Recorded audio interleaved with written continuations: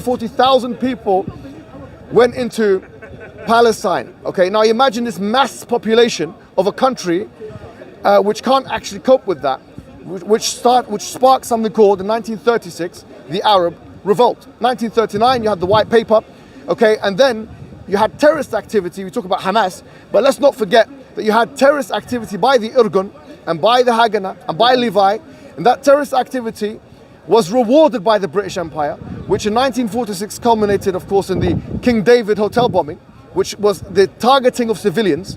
1948, after the resolution, in 1947 by the UN, 1948, May the 13th, I think it was, Israel became what it is today. Now, I don't know why it would be against morality or against liberalism or against your worldview or my worldview to say, actually, the way in which your state came into being, was established, was completely immoral in every single way, shape or form.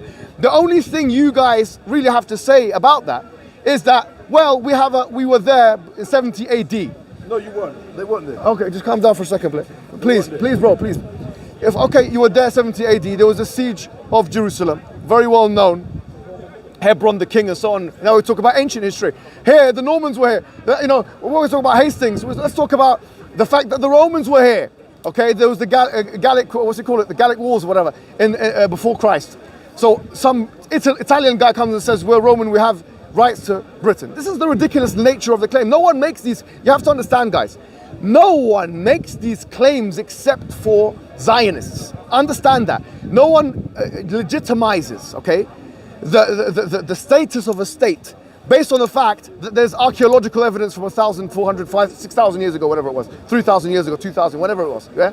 No one does that. Now, you guys are doing that, that's very well and good. But the point is, you have to understand, this is, for all intents and purposes, it's a catastrophic, yes, oppressive way in which a state has been established. I've made this example before and I'll say it again. If ISIS, and I'm going to make an even more inflammatory comment today, I'm going to make a very inflammatory and controversial, wallahi, I want you to react to it. The way that ISIS conquered land, which is monstrous and condemnable and diabolical and megalomaniacal and unacceptable. Like the adjective. Yes, no, just so that there's no equivocation. I'm saying what I'm saying, right? The way that they established land in the times that they did was more noble, even though it was ridiculous, than the way you did it. Do you know why? Not you, but the way the Zionists did it. Do you know why? Because at least they fought for it themselves. The Zionists relied on the fighting of the British Empire. With all due respect, you needed American backing, the UN backing. You needed I think that, Israel is a bastard state. And what I mean by that, it doesn't have a father. In fact, it's the product of one night stand of the UN and the British Empire. Israel does not have... In fact, if I may, Mohammed. No, please, let me finish. Please, bro, please. So let me finish. It is a bastard state. Okay, I'm being very straightforward. I don't want to give you two faces and lie to you. Why on earth should we should appease this? Oh, you should have the 1967 borders. Who said after the Second World War that you're allowed to conquer territories? Who said that? You guys are part of the UN. Yes, Israel is part of the UN. Who on earth said you're now allowed to conquer territories? So your fact that the 1967 borders are what is being referred to implies that the New World Order, including America, is willing to acquiesce to states and territories being conquered, which is the same as what ISIS have done, sorry to say. But like I say, it's less noble, it's more ignoble. You know why? Because ISIS, with all their monstrous and diabolical actions, they fought themselves. Whereas not you, but the Israelis, they needed the UN and the US cowards. I'm sorry, the way that they established themselves is completely cowardly. I'm not going to beat around the bush and pretend to be civil here. We don't need to pretend, two-state solution. Do you think, for me to say, I actually believe that the way in which Israel established itself in the first place is completely oppressive and illegitimate. You think that makes me an anti-Semite? Wallahi, if that makes me an anti-Semite, I'm happy to be labelled as such. You're an Arab. Exactly, good point. But if this is your definition of anti-Semitism, if the definition of anti-Semitism has become that I can't even condemn the way a conquering state becomes a country, then I'm ready to be called an anti-Semite. But the truth is, I am a Semite myself. Brother, how are you going to be Brother, please, anti-Semitic please, against the people ain't I know. I'm a Semite myself, right? And even, by the way, I've done the ancestry test, and I had some Jewish in me, to my surprise. Shalom. And by the way, when I went to Golders Green and I told them that, they started having a different attitude to me altogether. I was talking to them about these things, bro, you know. And then afterwards, I said, you know, I'd done an ancestry test, and I had some Jewish in me. They were like, oh.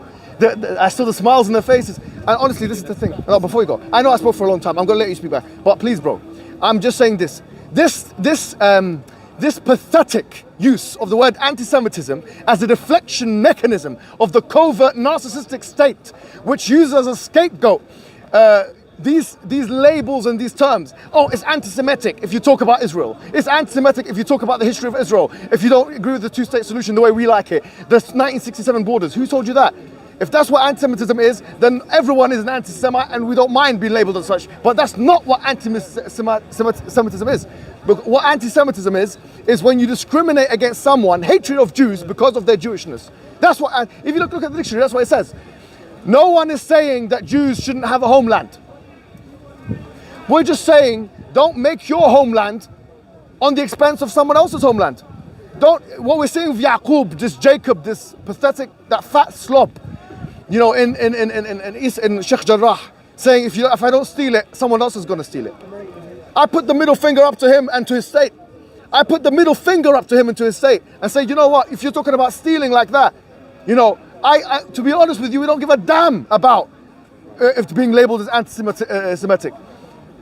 We don't give a damn about, we have to understand, Aaron, wallahi, the only way you will understand how we feel, if you go back down memory lane, you realize everything was oppressive.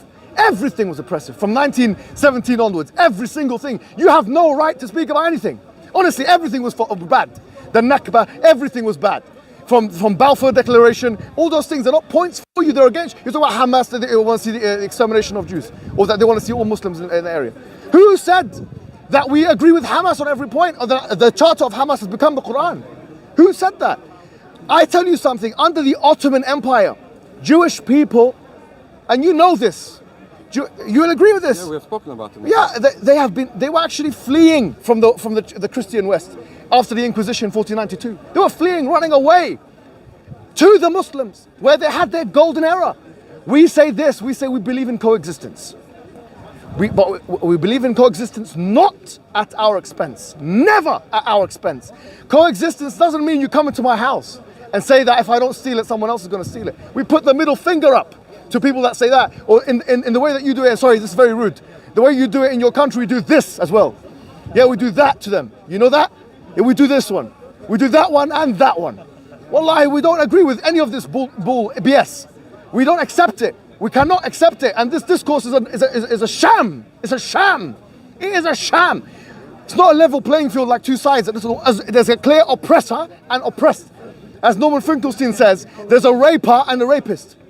If the rapist, after getting what he wants, he's starting to rape, the raped one gets up and spits at, he said this. I spoke to him. He said, this is online. He said, if he spits at the raper and says, you know, he deserves to be spat at. Don't tell him, oh, why did you spit at him? We need to go back and circle back in history. Come on, let's be honest. The truth of the matter is this.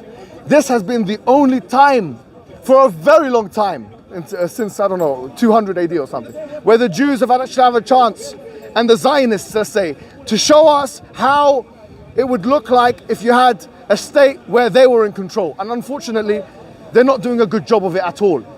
What they're showing us is that it's the worst time in history, okay, probably with the exception of the Crusades in the last 2,000 years, that there's been such oppression.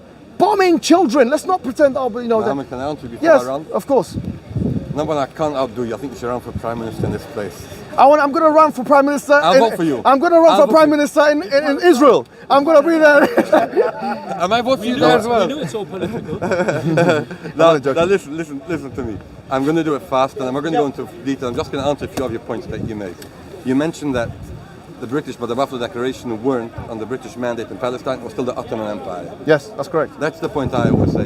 The British, the colonials, freed the state of Israel before they even controlled the area. Yes. Already was interested in splitting two people apart.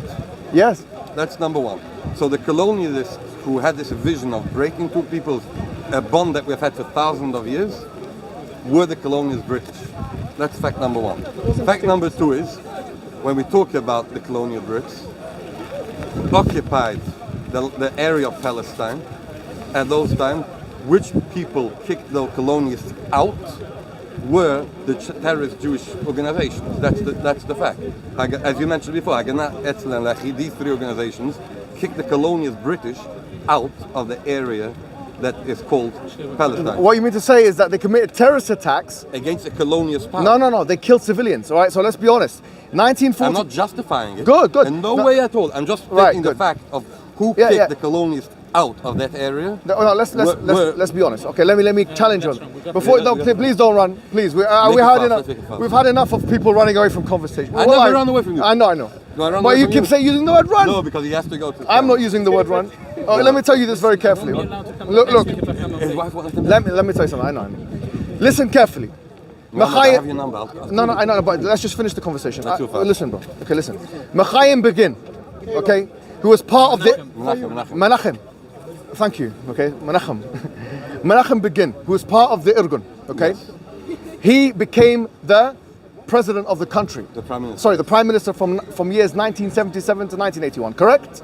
I don't know exactly. Yes. No better than me. Okay, look, he became the prime minister of the country. Not my country. So don't forget. All right. He became the prime minister of the. Listen, I want people to really think about this for a second, okay? He became the prime minister of the country, okay, from 1977 to 1981, and he was one of the perpetrators of the bombing on civilians in a hotel. Now I want to put it this King David Hotel, 1946, right? Now I want to put it to you this way: you have someone who's a terrorist from the Muslim community. He leads a group of terrorists and he goes to a hotel, let's say the Hilton Hotel, blows himself up, shoots some people that are going up to the hotels. Maybe they're getting a robe, they go downstairs to get the buffet. You know what I'm trying to say? You want to get a breakfast. And then you know what? You get some guy, terrorist, shoot you in the head. Okay? I would condemn all. Of course you condemn. I condemn all. Good, but he became... No. But I'm just telling you the point of... I try to bring a different point completely. Not about the terror attacks where we condemn it, and as we have said before, evil is evil no matter who perpetrates it. No, what I'm saying is I'm trying to bring the different point is who kicked the colonialists out. No, but you calling this kicking them out. This is not kicking them out. This is the British Empire and the UN rewarding a terrorist organization for their terrorism. That's what it is. That's what is happening. Yes. Or I'll take it to the next step. Yeah. There are many people who say that the Muslim cause, the way to fight for Palestine is. Are you comparing someone? No, I'm trying to bring a point. Is to do the same thing that Haganah, Etzel and Lachi did against the British, to do it against the Israelis the same, and then they will just do what the British did. They made a calculated what's called equation. The price of colonialism is this, and it's not worth it anymore. So if so many people in the Palestinian community say, you know what, we'll use the forces and idea, the same means as Haganah, Etzel and Lachi worked, and with that we will kick the Israelis out. The only problem, what I would say is, that could work against a colonialist power like the British, who their native land is where we are all standing beautifully here. The problem is, when it talks about in the state of Israel, they aren't colonialists, they are in their native land. Now we could negotiate what the word native means and how far back we go, but I'm talking from their understanding. I'm talking from their understanding. Well, from the British understanding, let's be fair. I'm talking from the Zionistic understanding. The British and the Zionists are the same. No, sorry, they're the same because I'll tell you why it's a difference. And agree with me at this much. Okay. The British could go back to Britain. The Zionists, when what they call home is Zion, is what every Jew has prayed for the last 2,000 years, is to go to that land. So they aren't colonists, they are indigenous. The word Judah, Jew, means you come from Judah. Judah is in way the state of Israel now that is in the West Bank. I understand what you're saying, but let me put it to you a different way. Everyone justifies their colonism in a different way. America, they have a concept called manifest destiny, and by the way, almost every president has believed in manifest destiny and westward expansion. Go and research it if you don't believe me.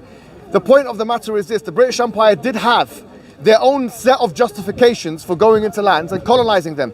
And this, I'm saying, just because you have a different set of justifications, it does not mean that it's not what it is, and it's colonialism. The point is this. And let's put it this way: on this point, Mohammed, No, we are going to agree 100% to disagree. Okay, I'll fine. tell you why we're going to do that. Fine. Because we are conflating now something called Zionism and Judaism as well. And How? Judaism, I can't agree that you should ever be able to touch for a simple reason. Because Yeshivas seeing the hope for Zion, not just I pray for it every day, I pray for it in a peaceful way, in an utopia where we'll be able to live together and the temple will be built where it was built before. Al-Aqsa and Haram al-Sharif Temple Mount will be built there, but it will be a place of prayer. So you have to destroy the Aqsa? No destroying. A place of prayer. Where would the Aqsa go? It will work in a way that I'm not God. I've never done anything. I haven't created the world. I just about know when I get up in the morning what time I'm going to go to bed. I've got no idea how it's going to happen. Maybe if we talk we might come to some idea, but there's going to be a place for all mankind. Muslim brothers and Jewish brothers and Christian brothers, Hindus and Sikhs, all will be able to pray.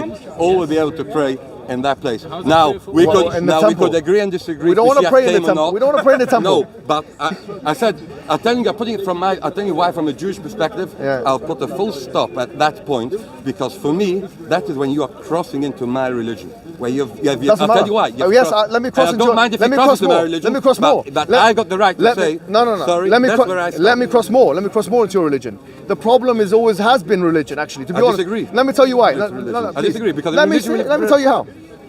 There's a lot of similarities between us, but one of them is not our conception of race. There's not one verse in the Old Testament that even condemns racism. In fact, let me tell you something. With all due respect, the Old Testament, the Hebrew Bible, is, for all intents and purposes, I would argue, you can derive from it an inference of racism. When you're talking about God repenting, I'll stop you now there please again. let me finish. Let me finish. Sorry, When you talk about God repenting to Israel, when you talk about the distinction between Gentiles and Jews, we cannot pretend to avoid this theological set of justifications. You do believe that you are in a hierarchy with other races, and you do believe that you're at the top of the hierarchy. This is a difference between us. Can I answer now? You've spoken from my community and I'm going to defend it. Yeah, go ahead. Tell you, all right, Mohammed Hijab, sorry to tell you, you are wrong. Okay. But the simple fact is as follows. Go ahead. That means Judaism is not a race, it's not a religion. I've mentioned it to you in the past. There are many contexts what makes the Jewish people as a Jewish community.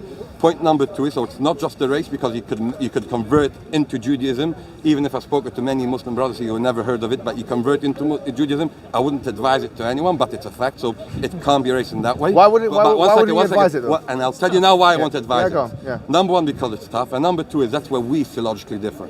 Because Muslims believe, I'll tell you why, stop a second, that the only way to serve God, the only way to go into paradise, whatever it is to accept Islam, and that's the way forward, because God, in your perspective, as you would call it, Allah, came for all the people of the world to accept it through the Quran, and that's the way into paradise. Now, the Jewish perspective I want to stop. Let me just finish my sentence. Of course. That means from the Jewish perspective it's not that the Jewish are in a hierarchy and the rest of the world is here. It is we all serve God, just in a different way. That means you don't have to become Jewish like you have to become a Muslim. Let me ask you a question. But You're more knowledgeable than me in Hebrew. No, before you leave, no, you can't just do this. Every time you say, listen, go. Calm down. This is transformative stuff, please. This is whatever you've got to do, this is more important, okay? Let me tell you, no, please. Let's not dictate things to each other. Look, here's the point is this. Guys, listen. Aaron, do you believe that there is a theological difference in you and me because of the fact that you're Jewish? And what is that theological difference, if there is one? Because of the ethnicity. I believe there's no theological difference in the way what we believe in God.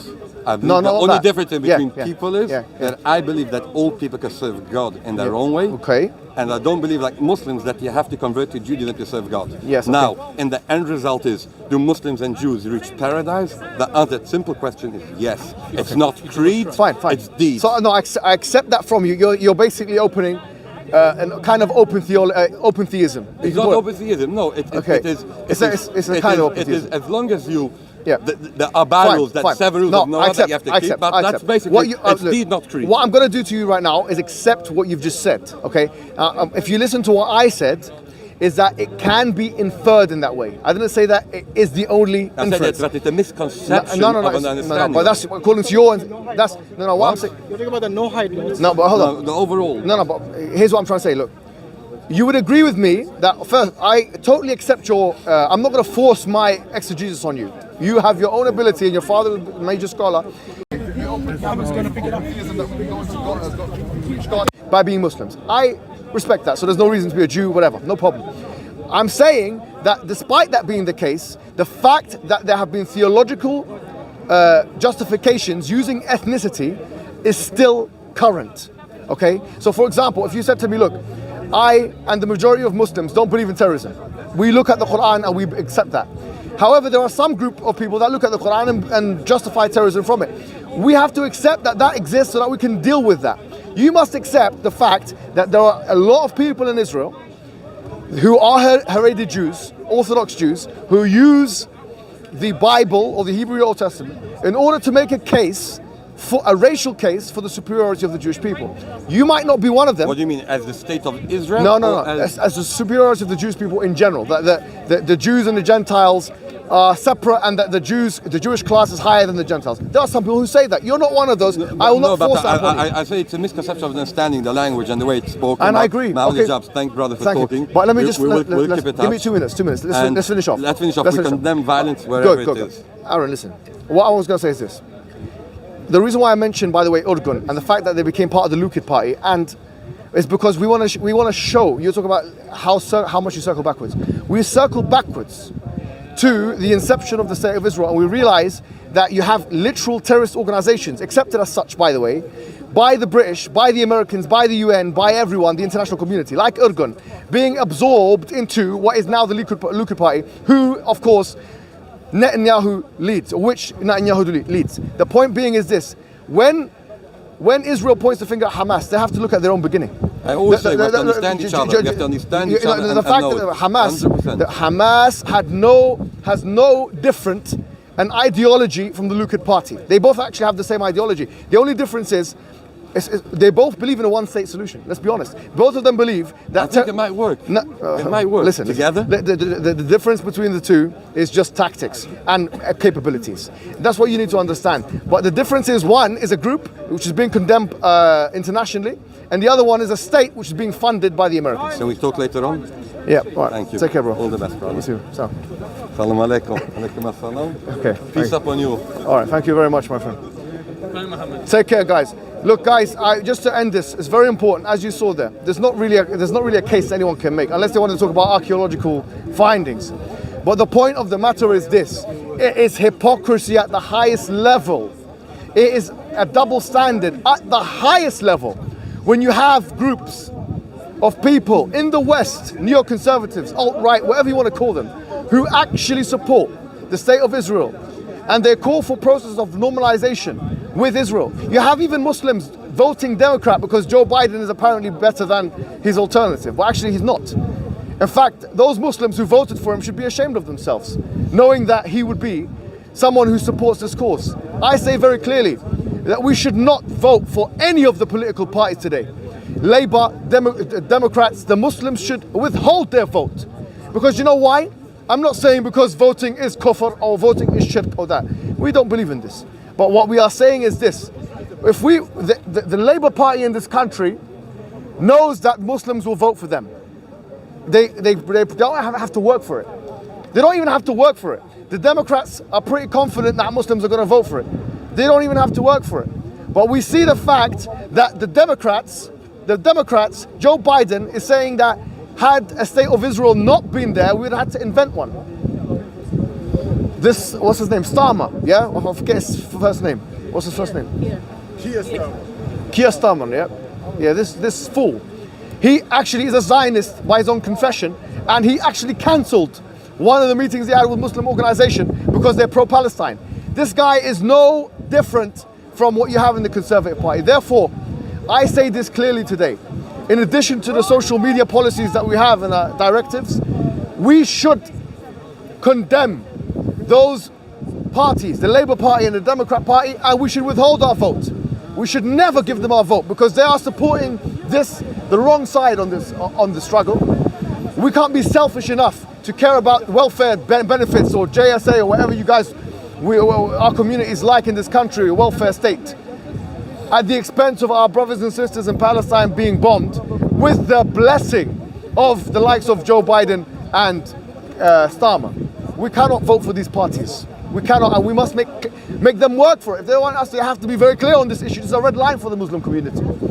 The Palestine issue is a red line for the Muslim community. And I say this once and I'll say it again.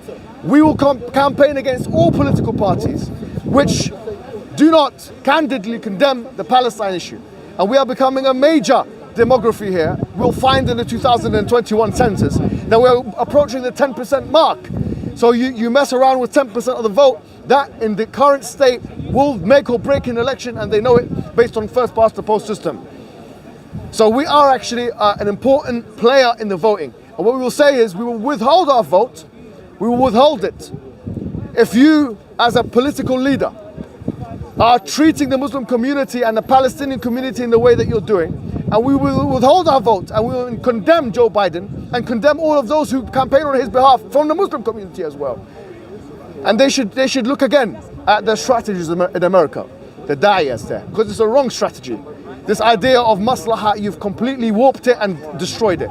Where is bara? Where you don't believe inna bara minkum mimma ta'buduna min dun Allah kafarna bikum wa bada baynana wa baynakum al-adawata wal baghdha abadan hatta tu'minu billahi wahdah. That's what Abraham said. We are disassociated with you. It's in the Quran, chapter 60, verse 7. And with what you believe in. Kafarna bikum. We disbelieve in you. وَبَدَى بَيْنَنَا وَبَيْنَكُمُ الْعَدَاوَةَ وَالْبَغْضَاء. And between us is just enmity and hate. We say this to the Zionist state. There's nothing but enmity and hate between us. We hate you. And we love to hate you. And in fact, we just like, actually I'll say something. I read his book, Begin. Makhayam Begin, or whatever his name is. It's called The Revolt. And he says in the beginning, how much he hates the Palestinians and how hate is a good thing. Well, you know what? We hate you too. And it's a mutual hate. There's reciprocity. We hate you too, to the Zionists that are bombing the children and killing them and making people suffer. And not even, by the way, they're not even offering compensation. Have you thought about that? If they think about that, they've killed so many people, 266. Of them, 30% children, 20% women, 75% women, children and civilians. You've killed hundreds of people and you don't even want to compensate them. You've destroyed buildings and you don't even want to rejuvenate them. You don't want to rebuild their infrastructure. That shows that you are targeting them all along. What do I do? What do I assume of a people who know if you press a button, 75% civilians will die, including 30 children? Would you press that button? Wallahi, think about that question for a second. Those Israeli mujrims, criminals, armies, when they were pressing the button to detonate and kill the children, imagine knowing that when I press this button, I have a 30% chance of killing a child. Cowards. And they do it knowing that. And in fact, they've killed 2,000 such children in the last 10 years. You know you're going to kill children. It's not fighting. That's not fighting. You're punishing a militant group with killing children. Because you know why? And this show, I don't care what anyone says. They think because these are Palestinian children, they are as good as cockroaches. They are as good as animals. Wallahi, I don't even believe that. Wallahi, I believe if they saw a dog being killed, they'd feel more sorry for that dog than they feel sorry for the children of Palestine. If they saw a cat being killed, they would feel sorry for that cat being killed, and they would not feel sorry. They'll feel happy and joy as they parade and enjoy seeing the children. And we're not going to forget it just because there's a ceasefire. What do you mean ceasefire? You've killed 266 people. We're going to continue shouting at the top of our lungs. And we are going to continue putting pressure on you. We are a lot of people here. With 50 million Muslims in Europe, who do you think you are? Wallahi, who do you think you are? Don't ever think that we're going to remain quiet. We're too big a number. Pew says we're going to be one of every 3 people in 50 years. You can't get rid of us. There's no genocide that can deal with us. No nuclear weapon can get rid of us. We're in every city in the world. And not only are we in every city in the world, now in the age of technology and the internet and social media, we are going to be influencing every city in the world. And we are going to be dealing with the oppression that you want to exact upon us. Because I tell you one thing, wallahi, and let everybody hear this. They tell us, the Muslim leaders, so-called Muslim influentials, the scholars, the clerics, they say, look, you need to find out why there's a radicalization problem. Why there are people blowing themselves up, why there is 7/7, why there is 9/11, why there is the Manchester bombing, why?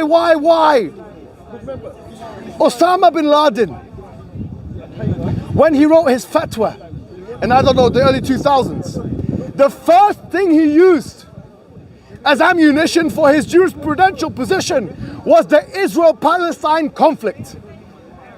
The first thing he used, he mentioned it in 2 fatwas he wrote. Go and see the fatwas. He used the Israel-Palestine conflict. And he said the fact that America is supporting Israel means that they are complicit in their crimes and they are killing our civilians, and therefore we should go and kill their civilians. That's the argument. Do you want to know what the Al-Qaeda argument is? It's that. That is the argument. They're killing our civilians, therefore let's kill theirs. Tell me the difference between that argument and the Lukin argument. Tell me the material difference between that argument and the ISIS or the Israeli argument. Israel is saying they're throwing rockets at us, they're detonating bombs, therefore we need to bomb their most densely populated areas. We need to kill their civilians, collateral damage. That's what they're trying to do as well. So Osama bin Laden uses this as ammunition. And when you have weak words, fumbling, pathetic, weak words from world leaders like Joe Biden saying that Israel has the right to defend itself. You are putting your own populations at danger, you foolish people, by saying that. Some fool now, some Muslim hyper-zealous fool will take your words and then contradistinct it, juxtapose it, contrast it, change it, analyze it in corroboration with, they will compare it with the words of Joe Biden. And what that narrative does, that political narrative, it gives complete currency to the terroristic position, the radical Muslim position. Then don't come to us and say, why are you not de-radicalizing these people? We're trying to de-radicalize them and tell them, actually, we don't believe in killing women and children in any circumstance. Because the Prophet said this, and the Prophet said that, and the Quran says this, and the Quran says that. But when emotions get into the picture, our argument, which is a rational and textual and jurisprudential argument, will not be as strong as the emotional argument of the terrorists. And you're making their argument stronger by siding with Israel. So don't be shocked to find some dumb guy, some monstrous Muslim blows himself up in the next couple of weeks. I'm not going to be shocked. If I see that, I'm going to expect it. I'm not going on trains. You're putting your own populations in danger. You're putting us in danger by not taking a firm stance. Because they say, okay, if we're going to trade on civilians, we're going to kill your civilians as well. It's an alliance, they say. The leaders of this country and the leaders of the West have a duty to their own populations and to us to make their position clear. Don't have double standards when it comes to terrorism. Do not, because that will make the world a more dangerous place. And we're looking for world peace. We're looking for a situation where we've got nuclear weapons, 7 billion people. We can't handle this stuff anymore. So this is what I say. So many good things. Okay, and therefore I conclude. Wassalamu alaikum wa rahmatullahi wa barakatuh. My voice is almost gone, bro. Wow, I've shouted too much today.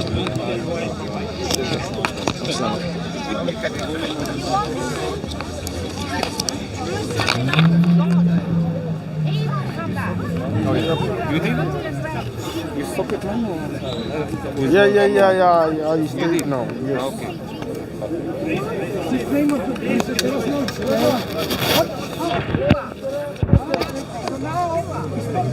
Thank you.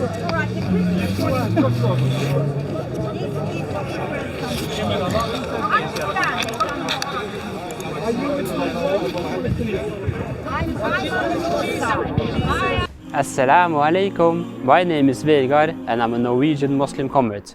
I'm working with the Dawah organization IslamNet to establish the Deen of Allah here in Norway. I am so grateful to Allah for having guided me to Islam. Sadly, I am the only Muslim in my family. It hurts me that my parents haven't accepted Islam yet, and I ask Allah to guide them. But it also gives me a special drive to work for the establishment of Islam.